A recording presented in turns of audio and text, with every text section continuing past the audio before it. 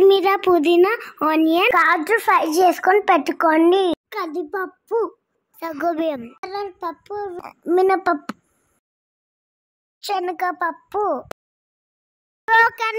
Basmati rice, కాజు, బాదం wash చేసి నానబెట్టాలి.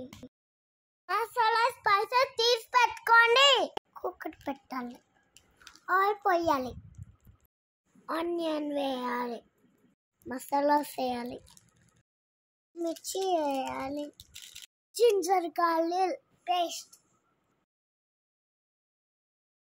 మటన్ వేయాలి. బాగా కలపాలి. ధనియాల పొడి, జీర పౌడర్, బిర్యానీ మసాలా, ఉప్పు, కారం, పసుపు వేసుకొని బాగా కలిపాక కొత్తిమీర, పుదీనా వేసి కలపండి.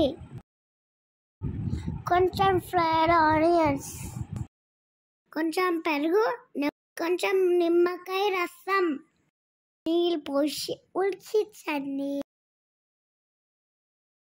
చూసారా, ముక్కల కింద వేరే బౌల్లో వేసుకొని చల్లారబెట్టండి. ఆడబెట్టిన పప్పులు కొంచెం నీళ్ళు పోసుకొని ఉడికించండి. పప్పు ఉడికిందో లేదా చూడండి.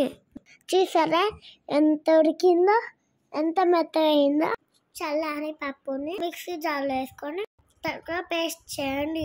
ఉడికి పెట్టిన మటన్ వేసి పేస్ట్ చేయండి. స్టవ్ వెలిగించుకొని ఒక గిన్నెలో నూనె, నెయ్యి, ఆనియన్ వేసుకొని ఫ్రై చేయండి. పేస్ట్, కొత్తిమీర, పుదీనా వేసుకొని కలపండి. బాగా ఫ్రై అయిన తర్వాత పేస్ట్ వేసుకున్న మటన్ వేసి బాగా కలపండి. కొద్దిసేపు తర్వాత పప్పుల పేస్ట్ కూడా వేసి బాగా మిక్స్ చేయండి. చూసారా, నచ్చాయి వేస్తే కానీ రెడీ కాలేదు.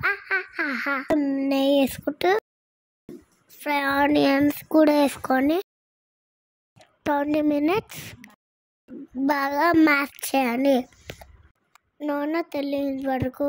ఇప్పుడు అవి రెడీ అయిపోయింది. ఇప్పుడు సర్వింగ్ బౌల్లో తీసుకొని గార్నిష్ చేసుకొని సర్వ్ చేయండి. బాగుంది. Like, share and subscribe.